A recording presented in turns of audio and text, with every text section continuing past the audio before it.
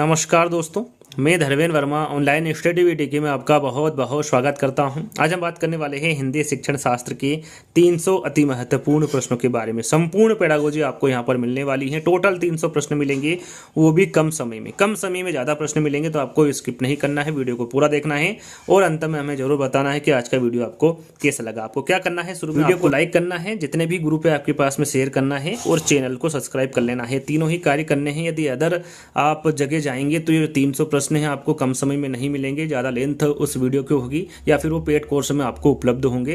तो यहाँ पर आपको फ्री में ये 300 प्रश्न मिल रहे हैं। और भी ऐसी वीडियो काफ़ी मेरे चैनल पर पड़ी हुई है जिसमें 100 प्रश्न, 200 प्रश्न, 300 प्रश्न, यहाँ तक कि 500 प्रश्न आपको कम समय में दिया है। तो आपको सिर्फ यहाँ पर कुछ नहीं करना है, फ्री में आपको ये अवेलेबल है यूट्यूब चैनल पर हमारे। तो यहाँ पर सिर्फ आपको इस वीडियो को ज़्यादा से ज़्यादा लाइक करना है, जितने भी ग्रुप है शेयर करना है और चैनल को सब्सक्राइब कर लेना है। और सभी कार्य फ्री में होंगे, किसी भी प्रकार के आपके पैसे नहीं लगेंगे। यदि वीडियो आपको पसंद नहीं आ रहा है तो आप बेशक डिसलाइक कर सकते हैं, पर लेकिन कुछ ना कुछ करके जाइएगा, जिससे कि हमें पता चले कि हम जो वीडियो बना रहे हैं आपके काम का है या नहीं। तो जो मैं आपको बता रहा हूं आपको करके जाना है। शुरुआत करते हैं 300 प्रश्न का। आज का पहला प्रश्न है हिंदी पेडागोजी का। विभिन्न विषयों में निहित ज्ञान की एकता को स्पष्ट करने के लिए सहसंबंध आवश्यक है। वहाँ शिक्षण जिस विधि से होगा वो कौन सी विधि होगी? वो समवाय शिक्षण विधि होगी। यदि आप रेट की तैयारी कर रहे हैं स्पेशल, तो आप हमारे सेकंड चैनल मेरा घर मेरा स्कूल को सब्सक्राइब कर सकते हैं। लिंक आपको डिस्क्रिप्शन में मिल जाएगी। तो यहाँ पर आपका जो आंसर होगा वो समवाय शिक्षण विधि होगा। दूसरा प्रश्न, वह विधि जिसमें व्याकरणिक नियमों को कंठस्थ कराने की अपेक्षा कक्षा कक्ष में भाषाई वातावरण बनाने पर अधिक बल दिया जाता है, वो कौन सी विधि होगी? तो वो प्रत्यक्ष विधि होगी। सामाजिक व्यवहार के रिक्त स्थान व सांस्कृतिक नमूने अवचेतन स्तर पर ग्रहण किए जाते हैं, तो वो है भाषिक। सामाजिक व्यवहार के भाषिक व सांस्कृतिक नमूने अवचेतन स्तर पर ग्रहण किए जाते हैं। विद्यार्थी की उपलब्धियों व कमियों का निरंतर रिकॉर्ड रखा जाता है, तो ये सतत मूल्यांकन द्वारा रखा जाता है। याद रखिएगा, विद्यार्थियों की उपलब्धियों व कमियों का जो निरंतर रिकॉर्ड रखा जाता है वो सतत मूल्यांकन द्वारा रखा जाता है। संश्लेषण विधि में सिखाने की जो प्रक्रिया है वो कौन सी विधि होगी? तो वो उद्बोधन विधि होगी। याद रखिएगा, संश्लेषण विधि में सिखाने की जो प्रक्रिया होगी वो उद्बोधन विधि के द्वारा होगी। गद्य शिक्षण में शब्दार्थ स्पष्ट करने की विधि कौन सी है? तो वो है उद्बोधन विधि। याद रखिएगा, गद्य शिक्षण में शब्दार्थ स्पष्ट करने की जो विधि होगी वो उद्बोधन विधि होगी। लिखना सिखाने से पूर्व बालक को चित्रकला सिखाना चाहिए, क्योंकि अक्षर भी चित्र ही हैं। इस मत का समर्थन किया है, किसके द्वारा किया गया है इस मत का समर्थन? तो ये महात्मा गांधी जी के द्वारा किया गया है। हर्बट उपागम के पद है। हर्बट उपागम ने कितने पद बताए हैं? सभी को पता है, 5 पद बताए हैं। 5 पद कौन कौन से? पहला है प्रस्तावना, दूसरा है प्रस्तुतिकरण, तीसरा है तुलना, चौथा है नियमीकरण और 5वां है प्रयोग। ये 5 पद बताए हैं हर्बट ने उपागम के। शिक्षण में इकाई का संपत्ति किसकी देन है? तो ये हेनरी सी मॉरिसन की है। याद रखिएगा, शिक्षण में इकाई की संपत्ति ये हेनरी सी मॉरिसन की देन है। सतत एवं व्यापक मूल्यांकन पर प्रभावी रूप से बल दिया गया है, किसके द्वारा? तो ये मुदालियर आयोग द्वारा सतत एवं व्यापक मूल्यांकन पर प्रभावी रूप से बल दिया गया है। पाठ्य पुस्तक का अध्ययनात्मक पक्ष है। यहाँ पर देखिए, पाठ्य पुस्तक का अध्ययनात्मक पक्ष पूछा गया है, तो यह प्राकथन होगा। प्राकथन पाठ्य पुस्तक का अध्ययनात्मक पक्ष है। फलालेन बोर्ड का जो प्रयोग होता है वो कहाँ किस में होता है? तो ये लेखन कार्य में होता है। याद रखिएगा, फलालेन बोर्ड का जो प्रयोग होता है वो लेखन कार्य में होता है। किस विधि में शिक्षण अधिगम प्रक्रिया को देखा नहीं जा सकता, सिर्फ अनुभव किया जा सकता है? तो वो है पर्यवेक्षित निर्देशित अध्ययन। पर्यवेक्षित निर्देशित अध्ययन विधि में शिक्षण अधिगम प्रक्रिया को देखा नहीं जा सकता, सिर्फ अनुभव किया जा सकता है। वाक्य रचना व शब्दों के उचित प्रयोग का अभ्यास किया जाता है, तो वो है फ्लैश कार्ड द्वारा। याद रखिएगा, वाक्य रचना व शब्दों के उचित प्रयोग का जो अभ्यास किया जाता है वो फ्लैश कार्ड द्वारा किया जाता है। कक्षा शिक्षण में उच्चारण में एक रूपता लाने में सहायता होगी, भाषा शिक्षण यंत्र विधि की। याद रखिएगा, कक्षा शिक्षण में उच्चारण में जो एक रूपता लाने में सहायक होगी वो कौन सी विधि होगी? तो वो भाषा शिक्षण यंत्र विधि होगी। कार्ड पर लिखे शब्दों का चित्रों के साथ मिलान करने का कार्य किया जाता है, वहाँ विधि कौन सी है? तो वो है साहचर्य विधि। याद रखिएगा, कार्ड पर लिखे शब्दों का चित्रों के साथ मिलान करने का कार्य साहचर्य विधि द्वारा किया जाता है। किसी आदर्श लिखावट का जैसा का तैसा अनुकरण कहलाता है तो वो अनुलेख। याद रखिएगा, किसी आदर्श लिखावट का जैसा का तैसा जो अनुकरण कहलाता है वो अनुलेख कहलाता है। न्यूनतम साधनों के माध्यम से सिद्धांत व तथ्यों के स्पष्ट स्पष्टीकरण की विधि है तो वो है प्रदर्शन विधि। कौन सी विधि होगी? प्रदर्शन विधि होगी। वह शिक्षण विधि जिसमें वे अध्यापक शिक्षण करें जो विषयगत योग्यताओं एवं कौशलों की दृष्टि से एक दूसरे से पूरक हो, वो कौन सी विधि होगी? तो वो दल शिक्षण विधि होगी। स्वगति, स्वमूल्यांकन, प्रतिपुष्टि आदि से संबंधित विधि है तो ये है अभिक्रमित अनुदेशन विधि। याद रखिएगा, स्वगति, स्वमूल्यांकन और प्रतिपुष्टि आदि से जो संबंधित विधि होगी वो अभिक्रमित अनुदेशन विधि होगी। वैचारिक सामग्री है तो जो वैचारिक सामग्री है उसके अंतर्गत मूल विषय वस्तु होगी।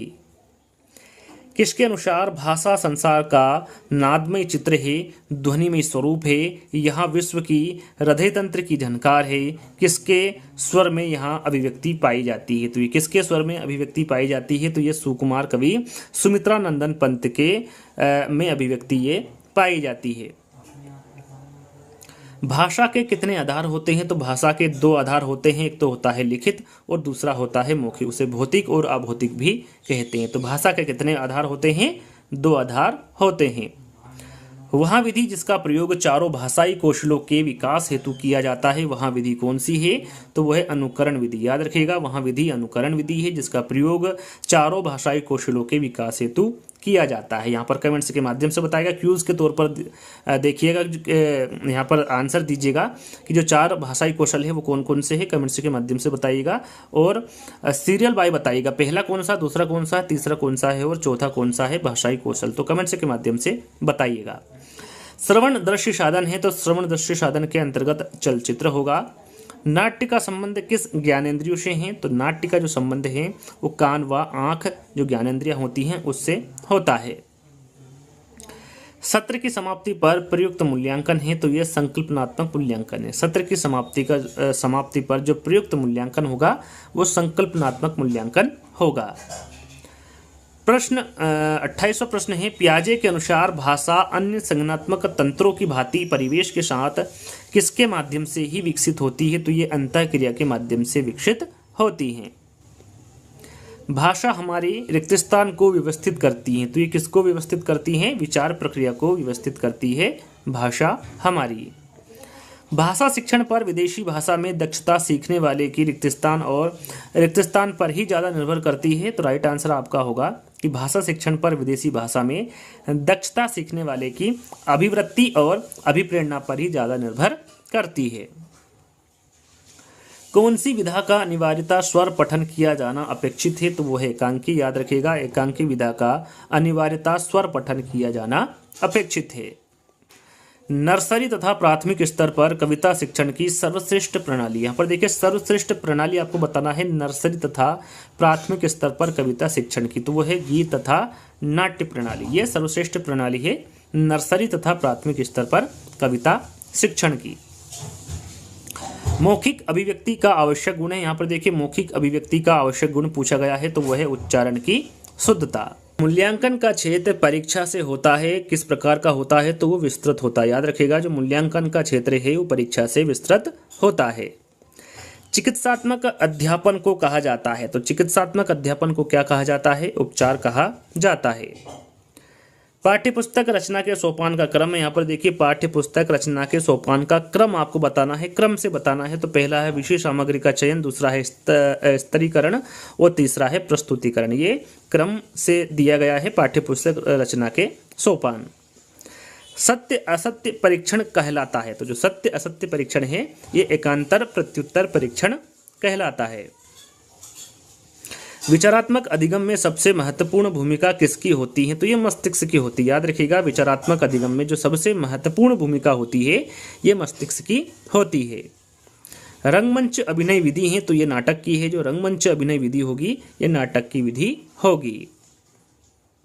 A.S. ब्लूम ने शिक्षा में कौन सा नवीन आयाम दिया है? तो वह मूल्यांकन उपागम। याद रखिएगा, जो ब्लूम ने शिक्षा में नवीन आयाम दिया है वो मूल्यांकन उपागम दिया है। प्रोजेक्ट विधि में शिक्षा प्रदान की जाती है तो ये जीवन उपयोगी शिक्षा। याद रखिएगा, प्रोजेक्ट विधि में जो शिक्षा प्रदान की जाती है वो जीवन उपयोगी शिक्षा की जाती है। पढ़ने की कुशलता का विकास करने के लिए क्या जरूरी है? तो इसके लिए बच्चों को विविध प्रकार की विशेष सामग्री उपलब्ध कराई जाए, ये जरूरी है पढ़ने की कुशलता का विकास करने के लिए। प्रस्तावना का मुख्य उद्देश्य है, तो प्रस्तावना का मुख्य उद्देश्य होता है नवीन ज्ञान ग्रहण करने हेतु तत्पर करना, ये प्रस्तावना का मुख्य उद्देश्य होता है। विश्लेषणात्मक विधि में प्रयोग होता है तो शब्द से वर्ण, याद रखिएगा जो विश्लेषणात्मक विधि में प्रयोग होता है वो शब्द से वर्ण होता है। वर्तनी की विधिवत शिक्षा का ज्ञान किस स्तर पर हो जाना चाहिए? तो यह है प्राथमिक स्तर, याद रखिएगा वर्तनी की विधिवत शिक्षा का जो ज्ञान है वो प्राथमिक स्तर पर हो जाना चाहिए। किसके अनुसार विभिन्न अर्थों में सांकेतिक शब्द समूह की भाषा है जिसके द्वारा हम अपने विचार या मनोभाव दूसरों के प्रति बहुत सरलता से प्रकट करते हैं? तो वो है किसके अनुसार पूछा गया है? तो ये किसके अनुसार बताया गया है? ये आचार्य किशोरी दास वाजपेयी के द्वारा बताया गया है। फिर इनके अनुसार विभिन्न अर्थों में सांकेतिक शब्द समूह की भाषा है जिसके द्वारा हम अपने विचार या मनोभाव दूसरों के प्रति बहुत सरलता से प्रकट करते हैं। पढ़ना सिखाने के लिए साहचर्य प्रणाली का निर्माण किसने किया है? तो ये मोंटेसरी ने किया है, याद रखिएगा पढ़ना सिखाने के लिए जो साहचर्य प्रणाली का निर्माण किया है वो मोंटेसरी के द्वारा किया गया है। यदि हम चाहते हैं कि विद्यार्थियों की भाषा पर पूरा पूरा अधिकार हो तो उन्हें ऐसे लेखकों की रचना पढ़ने को दी जाए जिनका भाषा पर अच्छा अधिकार है। यह कथन किस शिक्षण विधि के संदर्भ में कहा गया है? तो यह कथन भाषा संसर्ग शिक्षण विधि के संदर्भ में कहा गया है। इकाई किसी समस्या या योजना से संबंध जोड़ने वाली क्रियाओं की समग्रता या एकता को प्रकट करती है। इकाई विधि का यहाँ कथन किसका है? तो यहाँ पर जो कथन दिया गया है ये थॉमस एम रिस्क के द्वारा दिया गया कथन है। सूक्ष्म अध्यापन नियंत्रित अभ्यास का सूत्र है जिसमें एक विशिष्ट अध्यापन व्यवहार को नियंत्रित दशाओं में सीखना संभव है।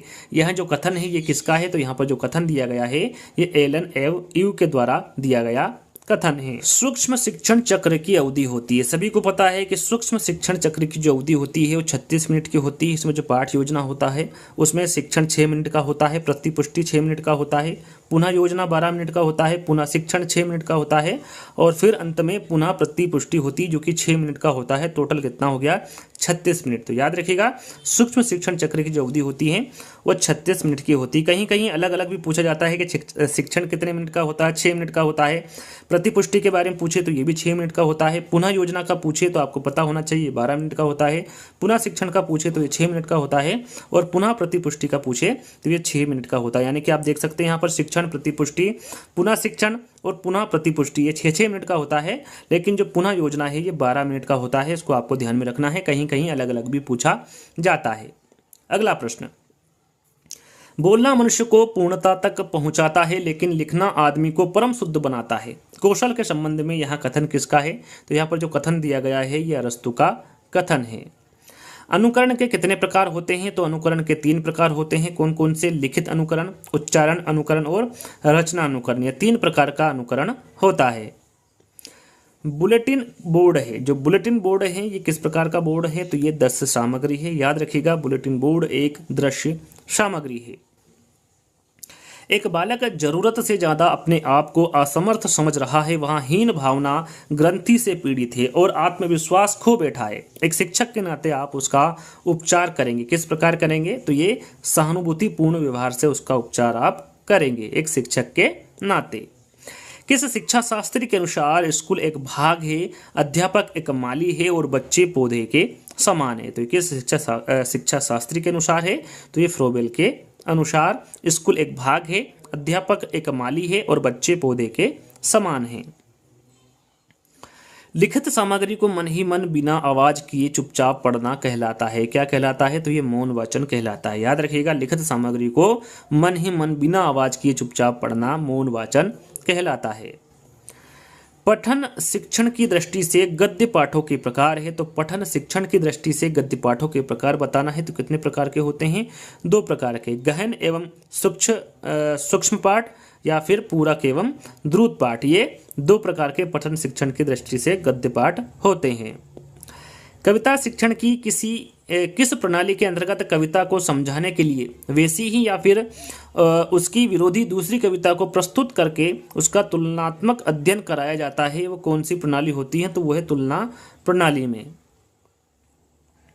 खेल विधि को प्रचलित करने का श्रेय किसको जाता है? तो ये हेनरी कॉल्डवेल कुक को खेल विधि को प्रचलित करने का श्रेय जाता है।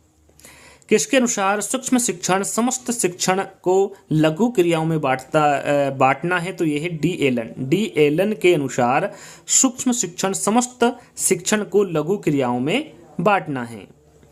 सीखना आदतों ज्ञान एवं अभिवृत्तियों का अर्जन है, यहाँ कथन किसका है? तो यहाँ पर जो कथन दिया गया है ये क्रो एंड क्रो का कथन है। किसके अनुसार 1 वर्ष तक बालक 3 शब्द सीख जाता है, फिर तीव्र गति से उसका शब्द ज्ञान बढ़ता है। 5 वर्ष तक बालक वस्तुओं के नाम, घर, परिवार, परिजन इत्यादि की जानकारी प्राप्त कर लेता है। ये किसके अनुसार कहा गया? तो ये स्मिथ के अनुसार कहा गया। व्याकरण शिक्षण की किस प्रणाली को विकृत रूप से सुग्गा प्रणाली भी कहते हैं? तो वह है पाठ्यपुस्तक प्रणाली। याद रखिएगा, व्याकरण शिक्षण की पाठ्यपुस्तक प्रणाली को विकृत रूप से सुग्गा प्रणाली भी कहते हैं। इस विधि में मातृभाषा के माध्यम से किसी नवीन भाषा को पढ़ाया जाता है, यहाँ कथन कौन सी विधि के संदर्भ में कहा गया है? तो यहाँ परोक्ष विधि के संदर्भ में कहा गया कथन है। जिस प्रकार चित्रकार के लिए तुलिका और फलक वांछनीय है, ठीक उसी प्रकार अथवा उससे भी कुछ अधिक अध्यापक के लिए श्यामपट्ट तथा खड़िया के टुकड़े का महत्व है। ये दोनों वस्तुएं सफल अध्यापक की सतत संगनी है। उपरोक्त कथन निम्नलिखित में से किसका है? यहाँ पर आपको बताना है जो कथन है ये किसके द्वारा दिया गया। तो ये पंडित सीताराम चतुर्वेदी द्वारा दिया गया कथन है। कविता शिक्षण की प्रश्नोत्तर प्रणाली को और किस नाम से जाना जाता है? तो यह खंडान्वयन प्रणाली। याद रखिएगा, कविता शिक्षण की प्रश्नोत्तर प्रणाली को खंडान्वयन प्रणाली के नाम से भी जाना जाता है। इकाई उपागम विधि के प्रवर्तक है, तो इकाई उपागम विधि के प्रवर्तक के बारे में पूछा गया है, तो वो हेनरी सी मॉरिसन है। याद रखिएगा, इकाई उपागम विधि के जो प्रवर्तक होंगे वो हेनरी सी मॉरिसन होंगे। भाषा में निदानात्मक परीक्षण वह परीक्षण है जिसके द्वारा अनुसंधानकर्ता छात्र के भाषागत दोषों को खोजता है जो अपने स्कूल के विषय में सामान्य प्रगति नहीं कर पाते। जो उपरोक्त परिभाषा है ये किसके अनुसार दी गई है, किसके द्वारा कही गई है? तो ये सोनेल के द्वारा दी गई परिभाषा है। लिखाई का कार्य पढ़ाई के कार्य से पूर्व शुरू होना चाहिए क्योंकि लिखाई पढ़ाई की अपेक्षा सरल है। लेखन शिक्षण के संदर्भ में यहाँ मत व्यक्त किया है। किसके द्वारा यहाँ मत व्यक्त किया है? तो ये मॉन्टेसरी के द्वारा मत व्यक्त किया है। किसी बड़ी वस्तु के छोटे नमूने को कहते हैं, तो किसी बड़ी वस्तु के जो छोटे नमूनों को क्या कहते हैं? प्रतिमूर्ति कहते हैं। निगमन विधि का सिद्धांत है, तो जो निगमन विधि का सिद्धांत है ये सामान्य से विशिष्ट की ओर होता है। निगमन विधि का सिद्धांत व्याकरण के माध्यम से भाषा के किस भाग की जानकारी मिलती है? तो वह है नियम। व्याकरण के माध्यम से भाषा के नियम की जानकारी मिलती है। सहायक सामग्री वह सामग्री है जो कक्षा में या अन्य शिक्षण परिस्थितियों में लिखित या बोली गई पाठ्य सामग्री को समझने में सहायता प्रदान करती है। यहाँ शिक्षण अधिगम सामग्री के संदर्भ में किस विद्वान के विचार है? तो यहाँ पर किस विद्वान के विचार है पूछा गया है, तो ये टेंड विद्वान के विचार है। कई बार ऐसा होता है कि शिक्षार्थी शिक्षक के द्वारा पढ़ाई गई विषय वस्तु को समझ नहीं पाते हैं। ऐसी परिस्थिति में शिक्षक को क्या करना चाहिए? तो ऐसी परिस्थिति में शिक्षक को उसे दिए गए विषय को उदाहरण द्वारा समझाना चाहिए। पलक एक शब्द व्याकरण शास्त्र की पुस्तकों को पढ़कर व्याकरण सीखने का प्रयास करती है। उसका यह प्रयास भाषा शिक्षण के किस सिद्धांत को दर्शाता है? तो ये प्रयोग सिद्धांत को दर्शाता है। मोनिका पहली कक्षा को खेल द्वारा वर्ण सिखाती है, यहाँ किस शिक्षण सिद्धांत के अंतर्गत आएगा? तो ये मनोरंजन सिद्धांत के अंतर्गत आएगा। याद रखिएगा, मोनिका पहली कक्षा को खेल द्वारा वर्ण सिखाती है, यहाँ मनोरंजन शिक्षण सिद्धांत के अंतर्गत आएगा। साहचर्य विधि का आविष्कार किसने किया? तो ये मॉन्टेसरी ने किया है। याद रखिएगा, साहचर्य विधि का जो आविष्कार किया है ये मॉन्टेसरी के द्वारा किया गया है। इकाई विधि के किस सोपान में गृह कार्य प्रदान किया जाता है? तो वह है चतुर्थ। याद रखिएगा, इकाई विधि के चतुर्थ सोपान में गृह कार्य प्रदान किया जाता है। दल शिक्षण का सर्वप्रथम प्रयोग किया गया, तो ये किसके द्वारा किया गया, कौन से विश्वविद्यालय में, तो ये हार्वर्ड विश्वविद्यालय में दल शिक्षण का सर्वप्रथम प्रयोग किया गया। रेखीय अभिक्रमित अनुदेशन का दूसरा नाम है, तो इसका दूसरा नाम पूछा गया है, तो इसका दूसरा नाम है बाह्य अभिक्रमित क्रमित अनुदेशन। याद रखिएगा, रेखीय अभिक्रमिक अनुदेशन का दूसरा नाम बाह्य अभिक्रमिक अनुदेशन है। कौन सी विधि अपेक्षाकृत व्यय साध्य मानी जाती है, तो वह है भाषा शिक्षण यंत्र विधि। याद रखिएगा, भाषा शिक्षण यंत्र विधि ये अपेक्षाकृत व्यय साध्य मानी जाती है। अध्यापक का सहमति से सिर हिलाना ये किस पुनर्बलन के अंतर्गत आता है, तो ये सकारात्मक अशाब्दिक पुनर्बलन के अंतर्गत आता है। किसके अनुसार एक निर्देशात्मक युक्ति जो छात्रों को इकट्ठा ज्ञान प्रदान करती है इकाई कहलाती है, ये किसके अनुसार है, तो ये NCERT के अनुसार एक निर्देशात्मक युक्ति जो छात्रों को इकट्ठा ज्ञान प्रदान करती है वो इकाई कहलाती है। संचालन, हाव भाव, मौखिक दृश्य परिवर्तन, विराम आदि घटक किस शिक्षण कौशल के घटक हैं, तो ये उद्दीपन परिवर्तन कौशल के घटक है। श्रवण, पठन, लेखन आदि किस उद्देश्य के अंतर्गत आते हैं, तो ये कौशलात्मक उद्देश्य के अंतर्गत आते हैं, श्रवण, पठन और लेखन। कुछ विशिष्ट उद्देश्य की पूर्ति हेतु विद्यार्थियों को ऐसी एक दूसरे की पूरक अनुभूतियों से युक्त क्रियाएं कराना जो मिलकर एक इकाई बन जाती है। उपरोक्त कथन निम्न में से किससे संबंधित है, तो जो कथन है ये इकाई योजना से संबंधित है। सीतावाघ किस तरह की शिक्षण सहायक सामग्री है, तो ये श्रव्य सहायक सामग्री। याद रखिएगा, सीतावाघ ये श्रव्य शिक्षण सहायक सामग्री है।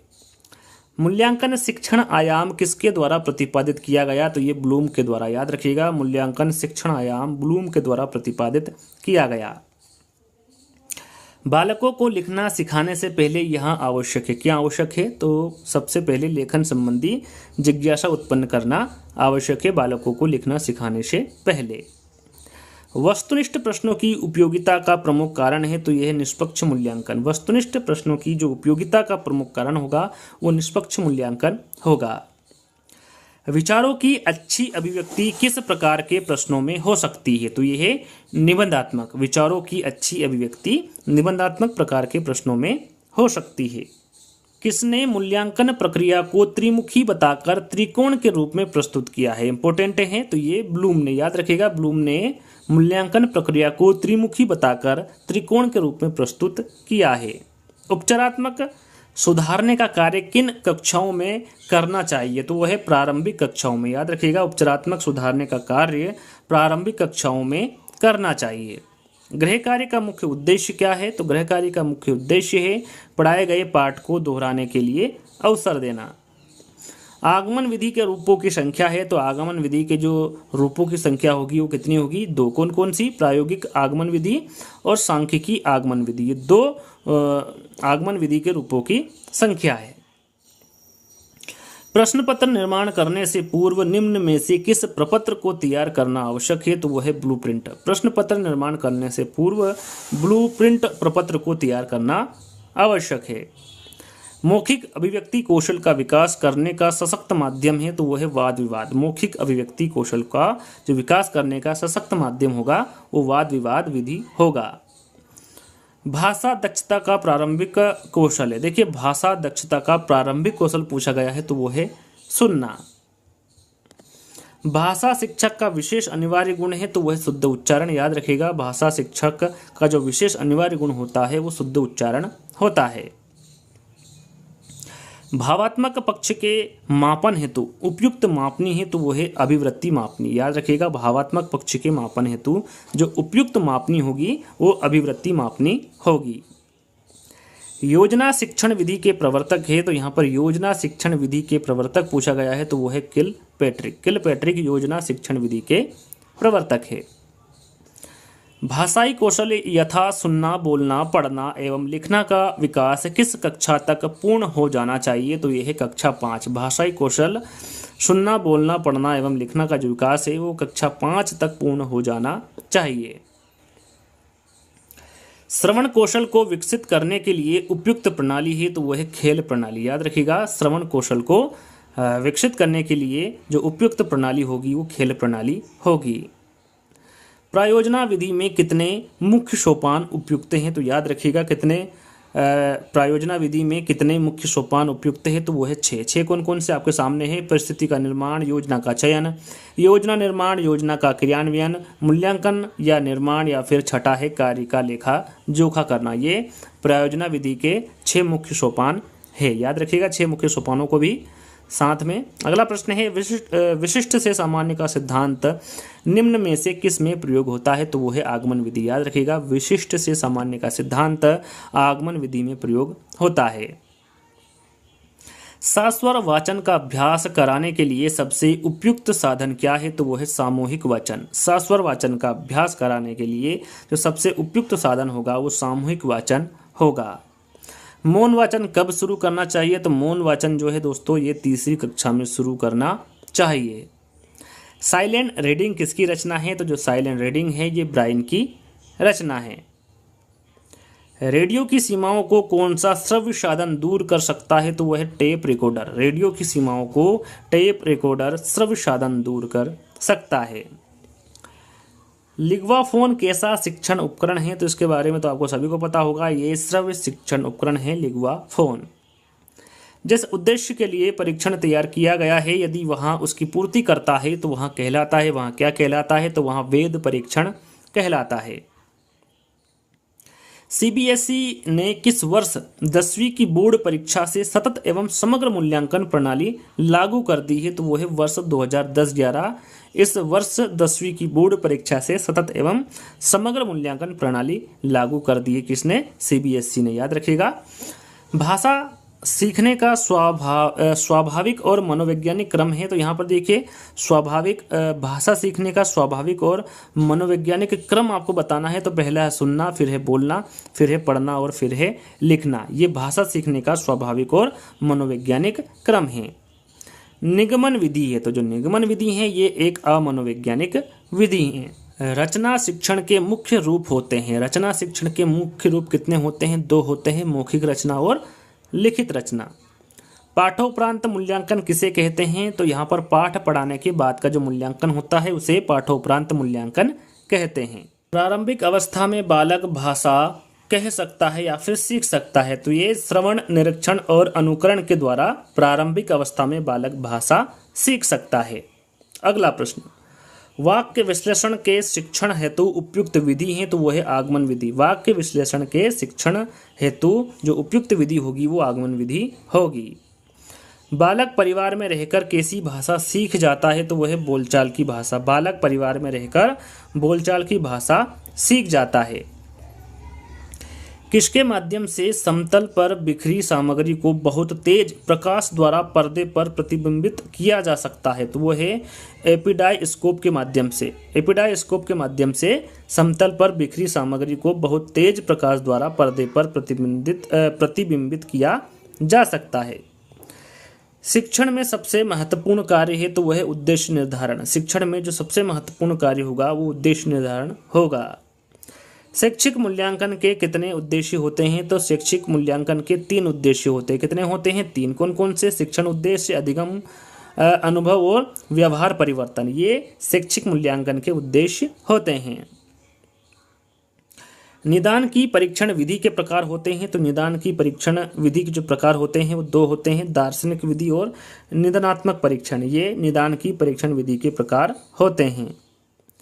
शिक्षार्थियों के सतत एवं समग्र मूल्यांकन पर प्रभावी जोर दिया गया है। तो ये मुदालियर आयोग की सिफारिशों में शिक्षार्थियों के सतत एवं समग्र मूल्यांकन पर प्रभावी जोर दिया गया है। प्रोजेक्ट विधि को सर्वप्रथम किस वैज्ञानिक ने शिक्षा प्रणाली का व्यवहारिक रूप दिया है? तो यह है किलपैट्रिक। याद रखिएगा प्रोजेक्ट विधि को सर्वप्रथम किलपैट्रिक ने शिक्षा प्रणाली का व्यवहारिक रूप दिया है। ब्लूम ने मूल्यांकन आयाम के कितने सोपान बताए हैं? तो ब्लूम ने मूल्यांकन आयाम के 3 सोपान बताए हैं। कितने बताए हैं? 3। कौन कौन से?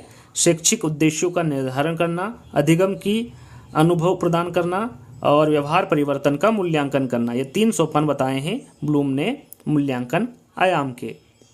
अधिगम अनुभव केंद्रीय इकाई योजना में किस पर अधिक बल दिया जाता है? तो वह छात्र अनुक्रिया पर। याद रखिएगा अधिगम अनुभव केंद्रीय इकाई योजना में छात्र अनुक्रिया पर अधिक बल दिया जाता है। पर्यवेक्षित अध्ययन विधि का विकास किस स्तर के शिक्षण को ध्यान में रखकर किया गया है? तो वो है बोध स्तर। पर्यवेक्षित अध्ययन विधि का जो विकास है ये बोध स्तर के शिक्षण को ध्यान में रखकर किया गया है। कौन सी विधि उदाहरण द्वारा प्रारंभिक व्यवहार का आधार और शिक्षण की प्रकृति की विधि मानी जाती है? तो यह है प्रदर्शन विधि।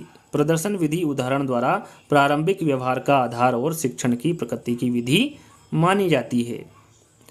विद्यार्थियों की अधिगम योग्यता, ग्रहणशीलता व प्रस्तुत विषय वस्तु संबंधी कठिनाई को समझने के लिए शिक्षक को क्या करना चाहिए? शिक्षक को क्या करना चाहिए? बोध प्रश्न करवाना चाहिए। विद्यार्थी की अधिगम योग्यता, ग्रहणशीलता व प्रस्तुत विषय वस्तु सबसे कठिनाई को समझाने के लिए शिक्षक को बोध प्रश्न करना चाहिए।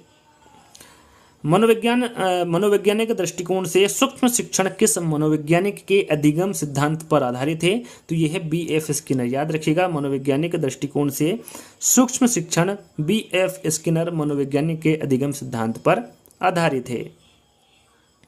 किस विधि में भाषा व्यवहार पुष्टि के लिए पखवाड़े तक कार्य गोष्ठी की जा सकती है? तो यह है दूरस्थ शिक्षण विधि। दूरस्थ शिक्षण विधि में भाषा व्यवहार पुष्टि के लिए पखवाड़े तक कार्य गोष्ठी की जा सकती है। रसानुभूति पाठ का संबंध होता है, तो रसानुभूति पाठ का जो संबंध है ये भावात्मकता से होता है। उच्च प्राथमिक स्तर पर भाषा का सर्वोपरि उद्देश्य है, तो निजी अनुभवों के आधार पर भाषा सृजनशील इस्तेमाल ये उच्च प्राथमिक स्तर पर भाषा का सर्वोपरि उद्देश्य है। उच्च प्राथमिक स्तर पर व्याकरण शिक्षण की सर्वाधिक उचित विधि है, तो वो है आगमन विधि। उच्च प्राथमिक स्तर पर व्याकरण शिक्षण की जो सर्वाधिक उचित विधि होगी वो आगमन विधि होगी। बच्चों का भाषाई विकास सर्वाधिक रूप से निर्भर करता है, तो ये समृद्ध भाषा परिवेश पर बच्चों का जो भाषाई विकास है ये सर्वाधिक रूप से निर्भर समृद्ध भाषा परिवेश पर करता है। उच्च प्राथमिक स्तर पर भाषा सीखने सिखाने की प्रक्रिया में परिवार, पड़ोस, विद्यालय के साथ साथ अत्यंत महत्वपूर्ण भूमिका निभाते हैं, तो यह है संचार माध्यम। याद रखिएगा, संचार माध्यम उच्च प्राथमिक स्तर पर भाषा सीखने सिखाने की प्रक्रिया में परिवार, पड़ोस, विद्यालय के साथ साथ अत्यंत महत्वपूर्ण भूमिका निभाते हैं। अहम केंद्रित भाषा की संकल्पना किसके साथ घनिष्ठ रूप से जुड़ी है? तो ये है पियाजे। याद रखिएगा, अहम केंद्रित भाषा की जो संकल्पना है ये पियाजे के साथ घनिष्ठ रूप से जुड़ी है। वाइगोत्स्की के अनुसार भाषा सीखने, शब्दों को अर्थ देने में किसकी भूमिका को नकारा नहीं जा सकता? तो ये सामाजिक अंतःक्रिया की भूमिका को नकारा नहीं जा सकता। गद्य शिक्षण के द्रुत पाठ में अधिक ध्यान दिया जाता है, तो किसका ध्यान अधिक दिया जाता है? तो ये अर्थबोध। याद रखिएगा, गद्य शिक्षण के द्रुत पाठ में जो अधिक ध्यान दिया जाता है वो अर्थबोध का दिया जाता है। एक समान उच्चारित होने वाले शब्द किस विधि में एक साथ सिखाए जाते हैं? तो वो है ध्वनि साम्य विधि। एक समान उच्चारित होने वाले शब्द ध्वनि साम्य विधि में एक साथ सिखाए जाते हैं। अधिगम के स्थानांतरण में खोजपूर्ण कौशल के किस घटक का प्रयोग उपयोगी है? तो वह है पुनः केंद्रीकरण तकनीक। अधिगम के स्थानांतरण में खोजपूर्ण कौशल के पुनः केंद्रीकरण तकनीक जो घटक है इसका प्रयोग उपयोगी है। प्रत्यक्ष विधि में जिन आधारभूत कौशलों को सीखने का पर्याप्त अवसर मिलता है वे हैं, तो वह है सुनना और बोलना। याद रखिएगा, प्रत्यक्ष विधि में जिन आधारभूत कौशलों को सीखने का पर्याप्त अवसर मिलता है वो सुनना और बोलना है। हरवटी में 5 पदों द्वारा शिक्षण का उपयुक्त क्रम है, तो इसके बारे में आपको बता चुका हूँ। प्रस्तावना, प्रस्तुतिकरण, तुलना, नियमीकरण और प्रयोग, ये हरवटी में 5 पदों द्वारा शिक्षण का उपयुक्त क्रम है। मातृभाषा और सीखी जाने वाली द्वितीय भाषा दोनों का भाषा वैज्ञानिक विश्लेषण प्रस्तुत करने हेतु प्रभावी विधि है, तो वह है व्यतिरेक विधि। याद रखिएगा, व्यतिरेक विधि यहाँ पर आपका राइट आंसर होगा। अनुवाद विधि सिद्धांत का पालन करती है ज्ञात से अज्ञात की ओर। याद रखिएगा, जो अनुवाद विधि सिद्धांत है इसका जो पालन करती है वो ज्ञात से अज्ञात की ओर करती है। प्रायोजना विधि के प्रकार है, तो प्रायोजना जो विधि है इसके प्रकार कितने हैं? 4। कौन कौन से? समस्यात्मक प्रायोजना, कलात्मक जिसे आनंदात्मक प्रायोजना भी कहते हैं, अभ्यासात्मक प्रायोजना और रचनात्मक प्रायोजना, ये 4 प्रकार के प्रायोजना विधि होती हैं। किस विधि को सामाजिकृत अभिव्यक्ति भी कहा जाता है? तो वह पर्यवेक्षित अध्ययन विधि। इस विधि को सामाजिकृत अभिव्यक्ति भी कहा जाता है। पर्यवेक्षित अध्ययन विधि के जन्मदाता है, तो पर्यवेक्षित अध्ययन विधि के जन्मदाता पूछा गया है तो वो डेजी मोरविन है। किसने कहा है कि जो कार्य अपनी इच्छा से स्वतंत्रता पूर्वक करे वही खेले? काफ़ी इंपॉर्टेंट यहाँ पर कथन है, तो ये ड्यूलिक का कथन है और अपनी पुस्तक फिलोसफी ऑफ प्ले में लिखा है। यहाँ पर पूछा जाए कि यहाँ जो कथन है कि कौन सी पुस्तक में लिखा गया है, तो ये फिलोसफी ऑफ प्ले में लिखा गया कथन है। और किसके द्वारा लिखा गया है? ड्यूलिक के द्वारा लिखा गया कथन है। रचना अनुवाद विधि को और किस नाम से जाना जाता है? तो यह व्याकरण अनुवाद विधि। रचना अनुवाद विधि को व्याकरण अनुवाद विधि के नाम से जाना जाता है। सैनिक विधि या फिर आर्मी मेथड को और किस नाम से जाना जाता है? तो इसको अनुकरण, परिस्मरण विधि और श्रम भाष्य सेना विधि के नाम से जाना जाता है। सैनिक विधि या फिर आर्मी मेथड को याद रखिएगा, इंपॉर्टेंट प्रश्न है। सर्वाधिक प्राचीन विधि कौन सी है? तो सर्वाधिक प्राचीन विधि के बारे में पूछे तो आपका राइट आंसर व्याख्यान विधि होगा। दल शिक्षण विधि को और किस नाम से जाना जाता है? तो जो दल शिक्षण विधि है इसको समूह शिक्षण, सहकारी शिक्षण विधि और सहयोगी शिक्षण के नाम से जाना जाता है दल शिक्षण विधि को। किसके अनुसार दल शिक्षण एक ऐसी व्यवस्था है जिसमें कई शिक्षक अपने स्रोतों, अभिरुचियों एवं दक्षताओं के अनुरूप एक ही कक्षा में शिक्षण कार्य करते हैं? तो वो किसके अनुसार दल शिक्षण एक ऐसी व्यवस्था है? तो ये डेविस वार्विक के अनुसार दल शिक्षण एक ऐसी व्यवस्था है जिसमें कई शिक्षक अपने स्रोतों, अभिरुचियों एवं दक्षताओं के अनुरूप एक ही कक्षा में शिक्षण कार्य करते हैं। श्रुत लेखन अभ्यास विधि किस कक्षाओं के लिए उपयोगी है? तो ये प्राथमिक कक्षाओं के लिए, याद रखिएगा। श्रुत लेखन अभ्यास विधि ये प्राथमिक कक्षाओं के लिए उपयोगी हैं। किसने कहा है कि रमणी अर्थ का प्रतिपादन करने वाले शब्दों को वाक्य कहते हैं? तो यह है पंडित जगन्नाथ। इनके द्वारा कहा गया है कि रमणी अर्थ का प्रतिपादन करने वाले शब्दों को काव्य कहते हैं।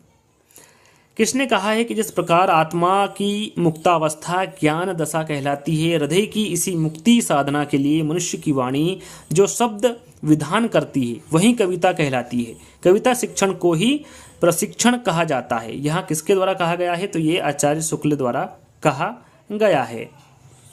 कविता की गीत विधि किस कक्षाओं के लिए उपयोगी है? तो कविता की गीत विधि के बारे में पूछा गया है, तो ये पूर्व प्राथमिक व प्राथमिक कक्षाओं के लिए उपयोगी है कविता की गीत विधि। किस विधि की उत्पत्ति दार्शनिक सुकरात की प्रश्नोत्तर विधि से हुई है? तो वो खंड्यान्वयन विधि है, याद रखिएगा। खंड्यान्वयन विधि की उत्पत्ति दार्शनिक सुकरात की प्रश्नोत्तर विधि से हुई है।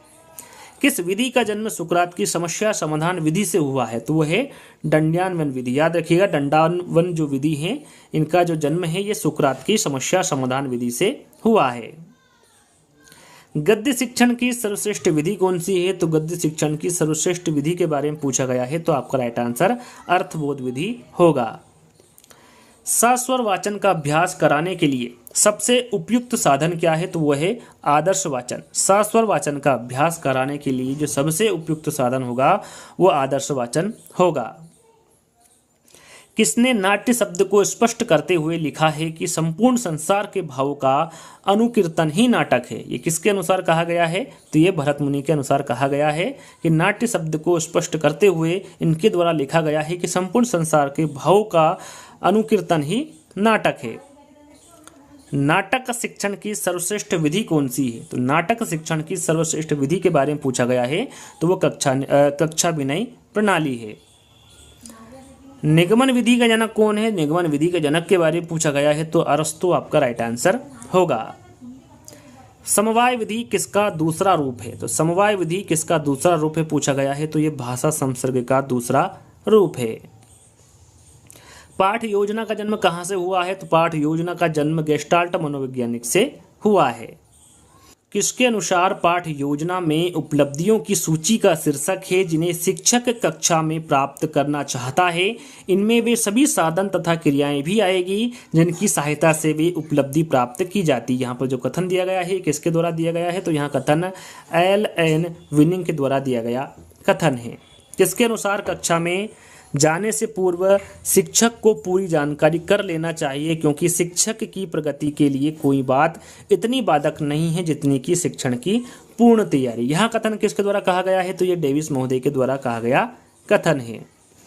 किसके अनुसार दैनिक पाठ योजना के निर्माण में उद्देश्यों को परिभाषित करना, पाठ्य वस्तु का चयन करना तथा उसे क्रमबद्ध रूप से व्यवस्थित करना तथा प्रस्तुतिकरण की विधियों तथा प्रक्रिया का निर्धारण करना है। यहाँ पर जो दिया गया कथन है ये किसके द्वारा दिया गया है, तो ये विनिंग एंड विनिंग के द्वारा दिया गया कथन है।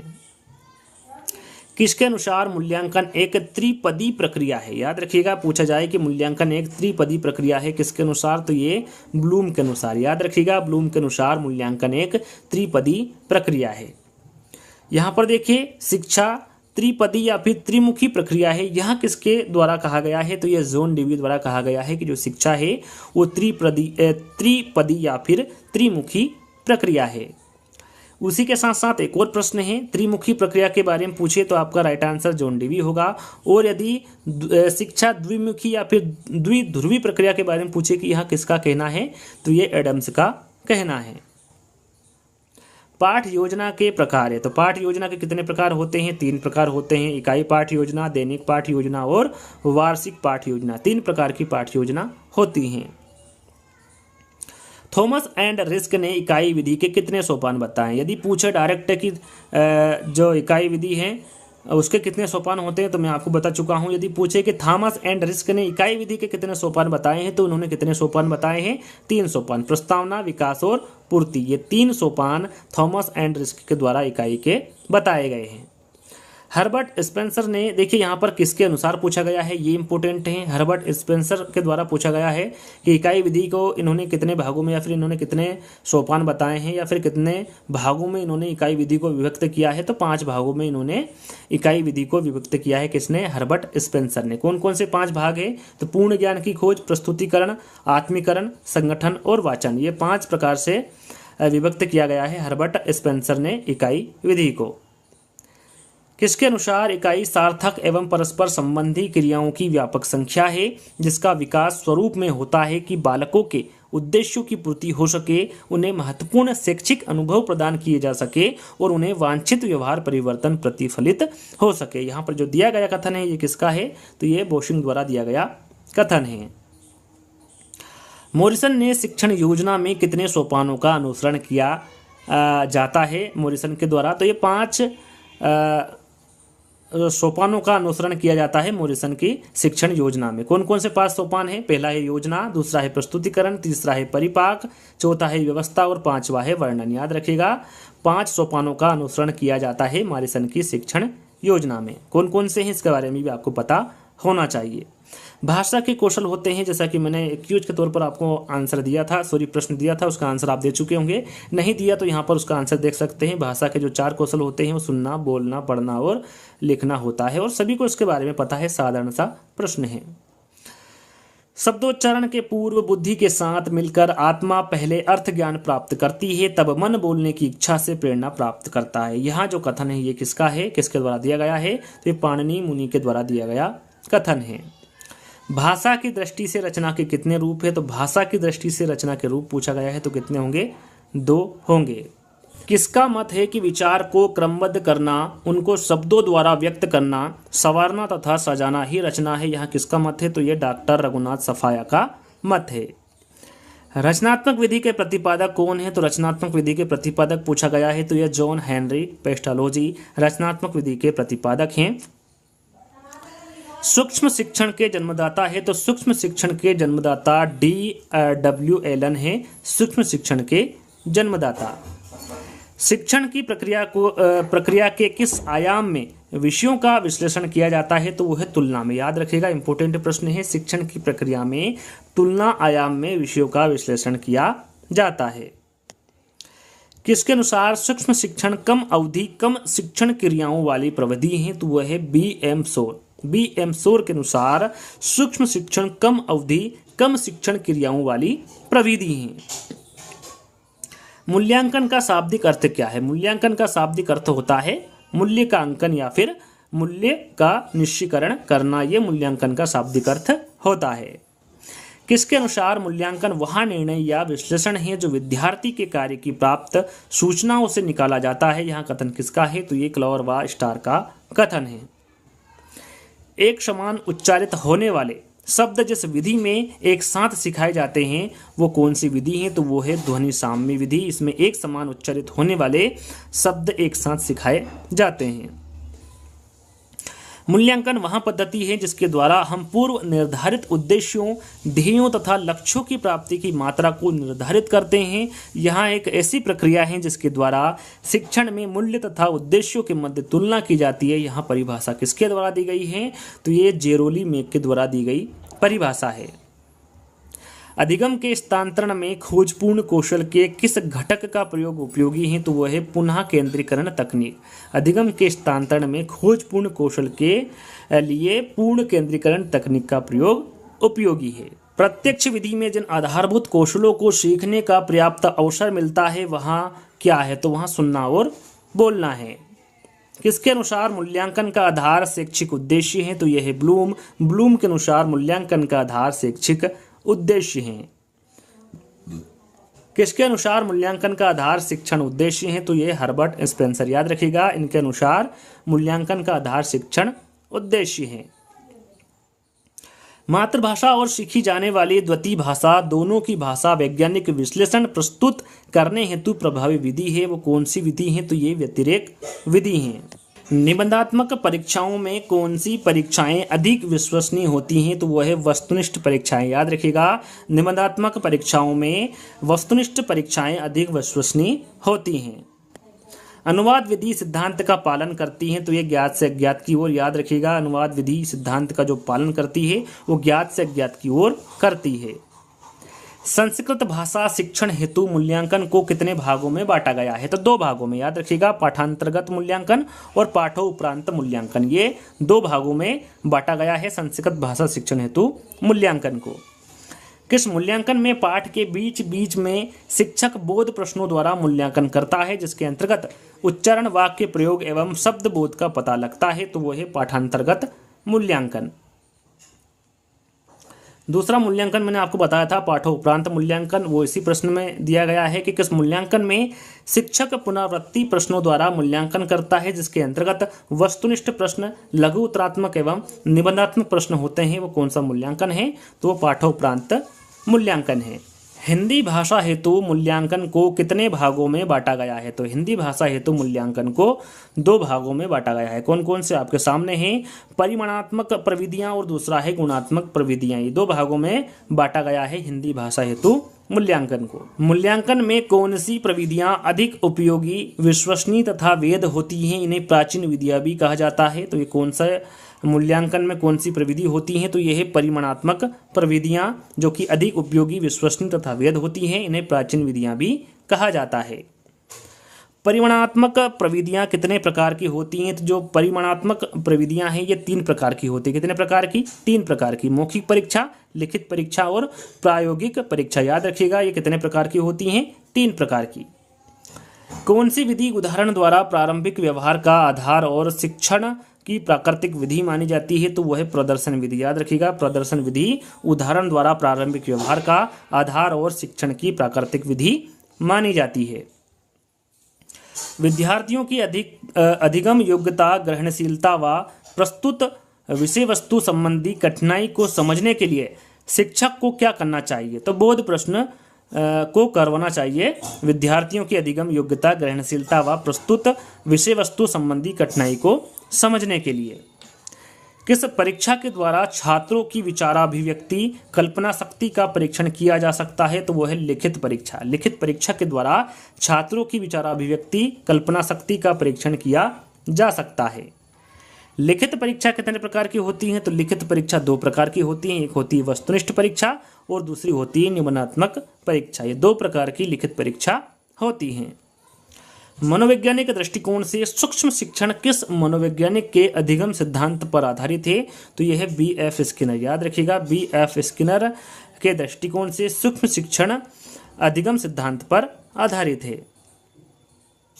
किस परीक्षा का प्रयोग बालक के विषय ज्ञान की उपलब्धि, सत्यासत्य एवं तथ्य ज्ञान हेतु किया जाता है? तो वह है वस्तुनिष्ठ परीक्षा। वस्तुनिष्ठ परीक्षा का प्रयोग बालक की विषय ज्ञान की उपलब्धि, सत्य एवं तथ्य ज्ञान हेतु किया जाता है। किस परीक्षाओं का आयोजन आंतरिक मूल्यांकन के लिए किया जाता है? तो वह है गुणात्मक परीक्षाएं। गुणात्मक परीक्षाओं का आयोजन आंतरिक मूल्यांकन के लिए किया जाता है।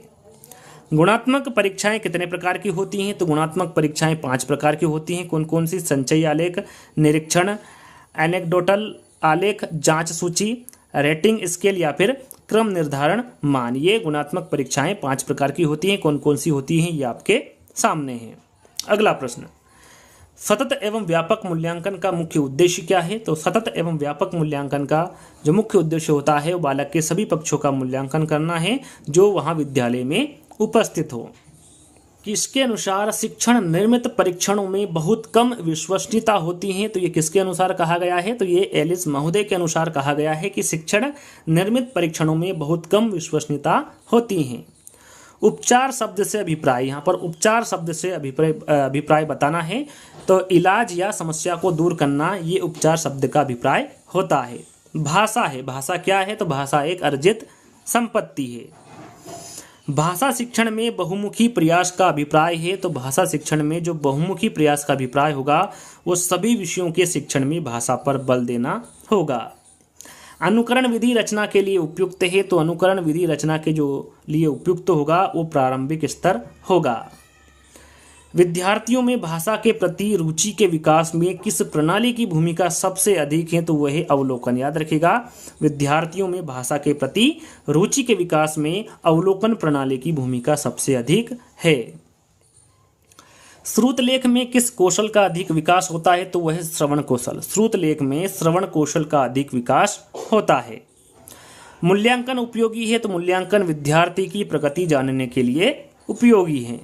यदि कोई विद्यार्थी अशुद्ध लिखता है तो आप क्या उपचार करेंगे? तो आप उपचारात्मक शिक्षण का उपचार करेंगे यदि कोई विद्यार्थी अशुद्ध लिखता है तो। भाषा शिक्षण की सूत्र विधि का मूल स्रोत कौन सी भाषा है? तो वो है संस्कृत। याद रखिएगा, भाषा शिक्षण की सूत्र विधि का जो मूल स्रोत होगा वो संस्कृत भाषा होगा। लेखन और उच्चारण के लिए अनुकरण विधि उपयोगी है। तो यह है प्रारंभिक स्तर पर। याद रखिएगा, लेखन और उच्चारण के लिए जो अनुकरण विधि उपयोगी है ये प्रारंभिक स्तर पर उपयोगी हैं। प्रारंभिक स्तर पर वाचन का मुख्य उद्देश्य है। तो वह है शुद्ध उच्चारण क्षमता का विकास करना। याद रखिएगा, प्रारंभिक स्तर पर वाचन का जो मुख्य उद्देश्य होगा वो शुद्ध उच्चारण क्षमता का विकास करना होगा। उच्चारण कौशल की परीक्षा किससे ली जा सकती है? तो यह है मौखिक परीक्षा। उच्चारण कौशल की परीक्षा मौखिक परीक्षा से ली जा सकती है। उच्चारण शिक्षण में नहीं होना चाहिए तो उपहास। याद रखिएगा, उच्चारण शिक्षण में उपहास नहीं होना चाहिए। सामान्य से विशिष्ट का सिद्धांत किस में प्रयोग होता है? तो ये निगमन विधि में। याद रखिएगा, सामान्य से विशिष्ट का सिद्धांत निगमन विधि में प्रयोग होता है।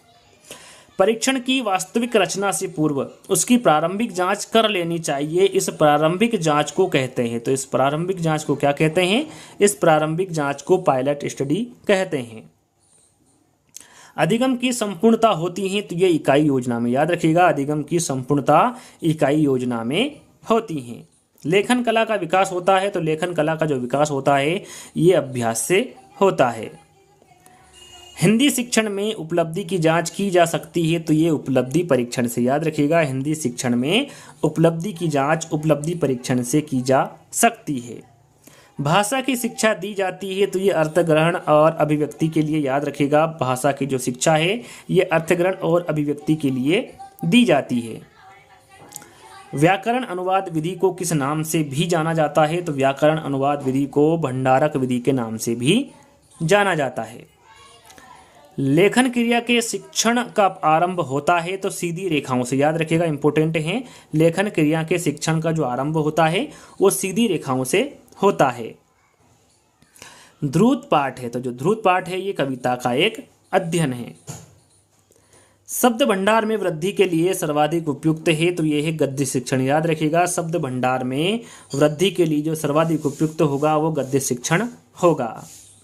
भाषा शिक्षण में दृश्य श्रव्य साधनों का प्रयोग का मुख्य प्रयोजन है। यहाँ पर इसका मुख्य प्रयोजन आपको बताना है। विद्यार्थियों की विभिन्न इंद्रियों की क्रियाशीलता बनाना, ये भाषा शिक्षण में दृश्य श्रव्य साधनों का मुख्य प्रयोजन है। याद रखिएगा, इंपॉर्टेंट है। अर्थग्रहण के कौशल के विकास के लिए अधिक उपयोगी है। तो वह है मौन वाचन। अर्थग्रहण के कौशल के विकास के लिए जो अधिक उपयोगी होगा वो मौन वाचन होगा। पठन का पहला स्तर, देखिए यहाँ पर पठन का पहला स्तर कौन सा होगा, तो वो चित्र पठन होगा। उपचारात्मक शिक्षण किस प्रकार का कार्य है, तो यहाँ पर जो उपचारात्मक शिक्षण है ये अनुदेशनात्मक प्रकार का कार्य है। भाषाई कौशल में गौण कौशल है, तो वह पढ़ना और लिखना। याद रखिएगा, गौण कौशल के बारे में पूछे तो ये पढ़ना और लिखना है। व्याकरण शिक्षण की सबसे श्रेष्ठ विधि है, तो वह है आगमन विधि। व्याकरण शिक्षण की सबसे श्रेष्ठ विधि आगमन विधि है। व्याख्या प्रणाली का वृहद रूप कौन सी प्रणाली है, तो वह है व्यास प्रणाली। व्याख्या प्रणाली का वृहद रूप व्यास प्रणाली है। अनुकरण विधि किस स्तर के लिए उपयुक्त है, तो वह है प्राथमिक स्तर। याद रखिएगा, अनुकरण विधि प्राथमिक स्तर के लिए उपयुक्त है। शिक्षण विधि में तकनीकी साधनों का प्रयोग किया जाता है, तो वह है दूरस्थ विधि। दूरस्थ विधि, याद रखिएगा, शिक्षण विधि में तकनीकी साधनों का प्रयोग दूरस्थ विधि में किया जाता है। मूल्यांकन में निष्पक्ष बनाए रखने के लिए प्रश्न होने चाहिए, तो वस्तुनिष्ठ। याद रखिएगा, मूल्यांकन में निष्पक्ष बनाए रखने के लिए जो प्रश्न होने चाहिए वो वस्तुनिष्ठ प्रश्न होने चाहिए। भाषा संसर्ग प्रणाली व्याकरण शिक्षा के किस पद पर बल देती है, तो वो है व्यवहारिक। भाषा संसर्ग प्रणाली व्याकरण शिक्षा के व्यवहारिक पद पर बल देती है। कक्षाभिनय प्रणाली का किस शिक्षण विधि में नाम लिया जाता है, तो वह है नाट्य विधि। कक्षाभिनय प्रणाली का नाट्य विधि शिक्षण विधि में नाम लिया जाता है। किस विधि में कक्षा के स्थान पर प्रयोगशाला होती है, तो वह है डाल्टन विधि। याद रखिएगा, डाल्टन विधि में कक्षा के स्थान पर प्रयोगशाला होती हैं। हिंदी शिक्षण में किस सहायक सामग्री का अधिक महत्व है, तो वह है श्यामपट्ट। हिंदी शिक्षण में श्यामपट्ट सहायक सामग्री का अधिक महत्व है। उच्चारण अभ्यास कब कराया जाता है, तो उच्चारण अभ्यास अनुकरण वाचन के बाद कराया जाता है। शिक्षण अधिगम प्रक्रिया के उपरांत छात्रों द्वारा ग्रहण किए गए अधिगम की जांच हेतु किए जाने वाला परीक्षण कहलाता है, तो वह है उपलब्धि परीक्षण। ये कौन सा परीक्षण कहलाता है, उपलब्धि परीक्षण कहलाता है। अहिंदी प्रदेशों में हिंदी का शिक्षण किया जाता है, तो यह है द्वितीय भाषा के रूप में। याद रखिएगा, अहिंदी प्रदेशों में हिंदी का जो शिक्षण किया जाता है यह द्वितीय भाषा के रूप में किया जाता है। रेडियो की सीमाओं को कौन सा श्रव्य साधन दूर कर सकता है, तो वह है टेप रिकॉर्डर। याद रखिएगा, रेडियो की सीमाओं को टेप रिकॉर्डर श्रव्य साधन दूर कर सकता है। व्यक्ति के व्यक्तित्व का दर्शन कराती है, तो वह भाषा। व्यक्ति के व्यक्तित्व का दर्शन भाषा कराती है। प्रश्नावली विधि का नाम है, तो प्रश्नावली विधि का नाम कागज पेंसिल विधि भी है। याद रखिएगा, पूछ जाए प्रश्नावली को और किस नाम से जाना जाता है, तो इसे कागज पेंसिल विधि के नाम से भी जाना जाता है। कौन सी विधि छोटे कम बुद्धिमान और साधारण बालकों के लिए उपयोगी है, तो वो है खंड विधि। याद रखिएगा, खंड विधि छोटे कम बुद्धिमान और साधारण बालकों के लिए उपयोगी है। वाक्य विश्लेषण के शिक्षण हेतु उपयुक्त विधि है, तो वो है आगमन विधि। याद रखिएगा, वाक्य विश्लेषण के शिक्षण हेतु जो उपयुक्त विधि होगी वो आगमन विधि होगी। भाषा का प्रारंभिक रूप है, भाषा का प्रारंभिक रूप पूछे तो आपका राइट आंसर सांकेतिक होगा। पैनल चर्चा में जिस भूमिका की आवश्यकता नहीं है वो वहाँ है, तो पैनल चर्चा में जिस भूमिका की आवश्यकता नहीं होती है वहाँ क्या है, वहाँ अध्यापक है। अध्यापक द्वारा कक्षा में किए गए व्यक्तिक वाचन को कहते हैं, तो उस व्यक्तिक वाचन को क्या कहते हैं, आदर्श वाचन कहते हैं। श्रोता के मनोभावों को सर्वाधिक प्रभावित करने वाली साहित्यिक विधा है, तो वो है पद्य शिक्षण। याद रखिएगा, श्रोता के मनोभावों को सर्वाधिक प्रभावित करने वाली जो साहित्यिक विधा है वो है पद्य शिक्षण। ईश्वर को ईश्वर कहना किस प्रकार के उच्चारण दोष का उदाहरण है, तो यह है स्वरलोप। याद रखिएगा, इंपॉर्टेंट प्रश्न है, एग्जाम में पूछा गया है। ईश्वर को ईश्वर कहना ये स्वरलोप उच्चारण दोष का उदाहरण है। प्रस्तावना में पूछे गए प्रश्न होने चाहिए, तो ये पूर्व ज्ञान पर आधारित। प्रस्तावना में जो पूछे गए प्रश्न होने चाहिए वो पूर्व ज्ञान पर आधारित होने चाहिए। भाषा अर्जित करने में वाइगोत्स्की ने किस पर सबसे अधिक बल दिया है, तो ये समाज में होने वाले भाषा प्रयोगों पर। याद रखिएगा, भाषा अर्जित करने में वाइगोत्स्की ने समाज में होने वाले भाषा प्रयोग पर अधिक बल दिया है। पढ़ना कौशल में सर्वाधिक महत्वपूर्ण है, तो वो है अर्थ ग्रहण करना। पढ़ना कौशल में जो सर्वाधिक महत्वपूर्ण है वो अर्थ ग्रहण करना है।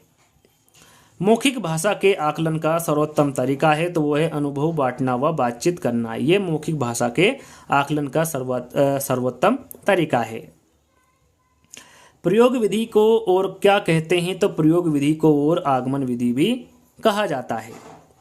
किस विधा के शिक्षण के समय आप मौन पठन को महत्व देंगे? तो वो है निबंध। याद रखिएगा, निबंध विधा के शिक्षण के समय आप मौन पठन को महत्व देंगे। रायबर्न किस कक्षा से व्याकरण की शिक्षा प्रारंभ करना अच्छा मानते हैं? तो ये छठी से। याद रखिएगा, जो रायबर्न है ये छठी कक्षा से व्याकरण की शिक्षा प्रारंभ करना अच्छा मानते हैं। वार्षिक योजना प्रमुख रूप से उपयोगी है? तो वो है शिक्षक के लिए। याद रखिएगा, जो वार्षिक योजना प्रमुख रूप से किसके लिए उपयोगी है? तो ये शिक्षक के लिए उपयोगी है।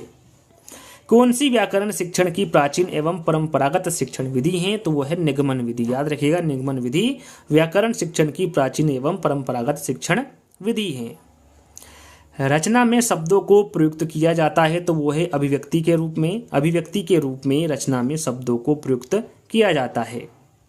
बालक को उसके वातावरण पर आधारित ज्ञान दिए जाने की विधि है? तो वो है अवलोकन विधि। याद रखिएगा, बालक को उसके वातावरण पर आधारित ज्ञान दिए जाने वाली जो विधि है वो अवलोकन विधि है।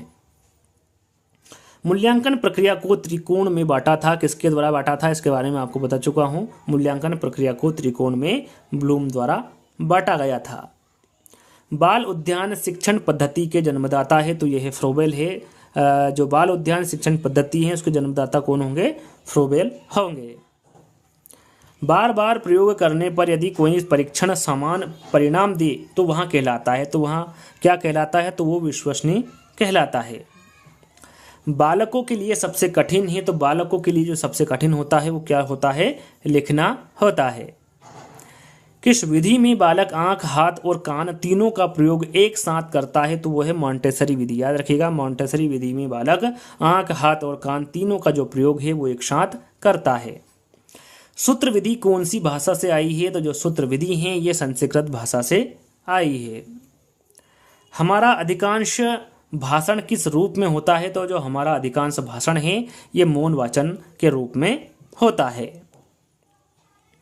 देखो और कहो विधि सिखाती है? देखो और कहो जो विधि है ये क्या सिखाती है? तो ये सस्वर वाचन सिखाती है, देखो और कहो विधि। शाखी अभिक्रमिक अनुदेशन को कहते हैं? तो शाखी अभिक्रमिक अनुदेशन को आंतरिक अनुदेशन भी कहते हैं। सभी को शिक्षा के समान अवसर के नियम पर आधारित शिक्षा प्रणाली है? तो वो है दूरस्थ शिक्षण पद्धति। याद रखिएगा, सभी को शिक्षा के समान अवसर के नियम पर आधारित जो शिक्षा प्रणाली है या फिर शिक्षा पद्धति है वो दूरस्थ शिक्षण पद्धति है। भाषा अनुकरण के माध्यम से सीखी जाती है, यहाँ विचार किसका है? तो यहाँ पर जो विचार है ये स्किनर का विचार है। इनका कहना है कि भाषा अनुकरण के माध्यम से सीखी जाती है। सुमन बचपन से गुजराती बोल समझ लेती है, वहाँ कभी विद्यालय नहीं जाती है, यहाँ उदाहरण किसका है? तो यहाँ उदाहरण किसका होगा? भाषा अर्जन का होगा। फाउंडेशन ऑफ मेथड, यहाँ जो रचना है ये किसकी है? तो यहाँ रचना किलपेट्रिक द्वारा लिखी गई है, फाउंडेशन ऑफ मेथड। सब पढ़े सब बड़े, यहाँ नारा किसके द्वारा दिया गया था? तो ये सर्व शिक्षा अभियान के द्वारा दिया गया नारा है। भाषा के अभिभाव से सारा संसार गूंगों की विराट बस्ती बनने से बच गया, यहाँ पर जो दिया गया कथन है किसके द्वारा दिया गया है? तो ये सीताराम चतुर्वेदी द्वारा दिया गया कथन है। छात्रवृत्ति एवं पुरस्कार प्रदान का आधार रहता है? तो ये उपलब्धि परीक्षण है। याद रखिएगा, छात्रवृत्ति एवं पुरस्कार प्रदान का जो आधार रहता है वो उपलब्धि परीक्षण रहता है। किस पद्धति में बालक स्वयं अपना सुधार करता है? वहाँ पद्धति कौन सी है? तो वो जेक्टोक पद्धति है। इस पद्धति में बालक स्वयं अपना सुधार करता है। उपचारात्मक कार्य होना चाहिए? तो उपचारात्मक कार्य प्रत्येक पाठ के बाद होना चाहिए। प्राथमिक स्तर पर कविता शिक्षण की सर्वश्रेष्ठ विधि कौन सी? यहाँ पर देखिए, प्राथमिक स्तर पर कविता शिक्षण की सर्वश्रेष्ठ विधि के बारे में पूछा गया है, तो वो गीत एवं अभिनय विधि होगी। खंडान्वयन विधि का दूसरा नाम है। देखिए, खंडान्वयन विधि का दूसरा नाम पूछा गया है, तो इसका दूसरा नाम होता है प्रश्नोत्तर विधि। अंतिम प्रश्न है, जैसा कि मैंने आपको बताया था कि टोटल आपको इस वीडियो के माध्यम से 300 प्रश्न मिलेंगे। अभी तक आपने वीडियो को लाइक नहीं किया है तो आपको लाइक करना है, जितने भी ग्रुप पे शेयर करना है और चैनल को सब्सक्राइब कर लेना है। तीनों कार्य कर लेना है अभी तक आपने नहीं किए हो तो। यहाँ पर अंतिम प्रश्न है हमारा, भाषा वह साधन है जिसके द्वारा मनुष्य अपने विचार दूसरों तक भली भांति प्रकट कर सकता है। यहाँ कथन किसका है? तो ये कामता प्रसाद गुरु का कथन है कि भाषा वह साधन है जिसके द्वारा मनुष्य अपने विचार दूसरों तक भली भांति प्रकट कर सकता है। तो आज का जो वीडियो है दोस्तों यहीं पर समाप्त होता है। आज का वीडियो आपको कैसा लगा आपको कमेंट्स के माध्यम से बताना है। अच्छा लगे तो आपको सभी को पता है क्या करना है, वीडियो को लाइक करना है, शेयर करना है और चैनल को सब्सक्राइब कर लेना है। तो जल्दी ही दोस्तों एक नई वीडियो के साथ मिलेंगे, जब तक के लिए धन्यवाद।